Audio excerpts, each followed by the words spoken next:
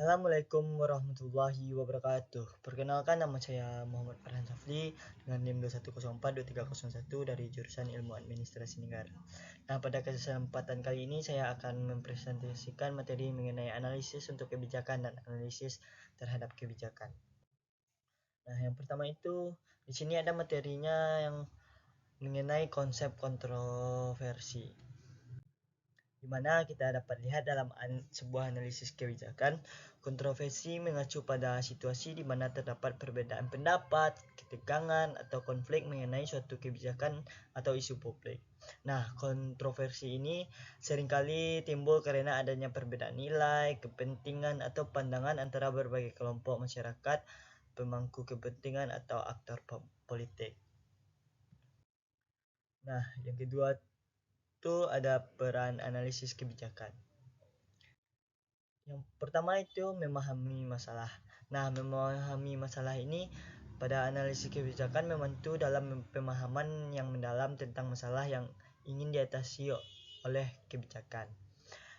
Ini melibatkan mengidentifikasi akar penyebab masalah, dampak, dan implikasi kebijakan tersebut.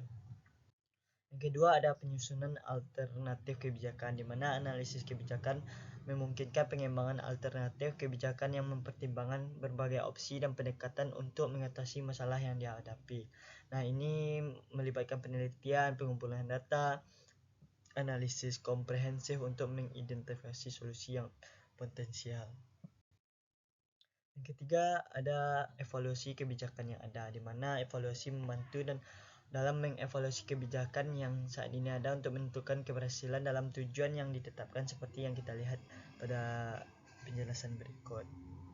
Nah, yang keempat itu ada permasalahan dan simulasi, di mana analisis kebijakan ini dapat digunakan untuk memperamalan dari simulasi kebijakan yang diusulkan. Semisal ini membantu dalam memprediksi dampak potensial dari kebijakan baru sebelum diterapkan secara penuh, yang memungkinkan pengambilan keputusan yang lebih dan mengurangi risiko.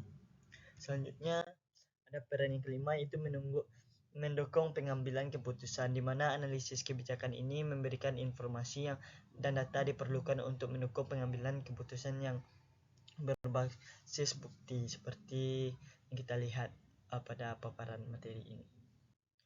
Yang keenam yaitu memonitor implikasi kebijakan, di mana analisis kebijakan ini juga ada penting dalam membentuk implementasi kebijakan untuk memastikan bahwa kebijakan dijalankan sebagai dengan perencanaan. Hal ini melibatkan pemantauan kerja, evaluasi, progres, dan diperlukan untuk mencapai hasil yang diinginkan. Nah, yang materi selanjutnya itu ada keahlian dasar analisis kebijakan, di mana pemahaman tentang kebijakan publik adalah yang pertama itu ada pemahaman. Seorang analisis kebijakan harus memiliki pemahaman yang kuat tentang konsep teori kebijakan publik. Yang kedua, penelitian dan analisis data, di mana kemampuan untuk melakukan penelitian baik menganalisis data yang benar merupakan salah satu kunci keahlian dalam menganalisis data. Yang ketiga ada kemampuan analisis kebijakan, di mana seorang analisis kebijakan harus mampu menganalisis kebijakan yang ada dan mengidentifikasi masalah dan menggali berbagai opsi yang kebijakan yang mungkin.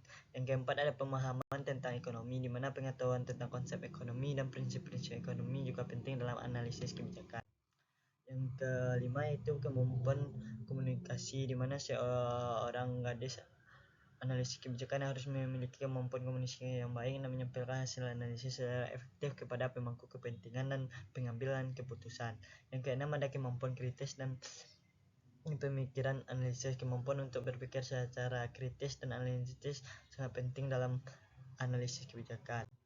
Ketujuh ada pemahaman tentang aspek sosial, di mana dalam politik kebijakan publik seringkali terkait dengan isu-isu sosial dan politik yang kompleks, di mana kita harus memiliki pemahaman baik tentang dinamika sosial, politik, faktor-faktor seperti pemangku kepentingan, kelompok masyarakat, dan proses politik. Mungkin hanya sekian yang dapat saya sampaikan mengenai materi analisis kebijakan ini. Apabila salah kata dan kekurangan saya mohon maaf. Wabillahi taufiq wal hidayah. Assalamualaikum warahmatullahi wabarakatuh.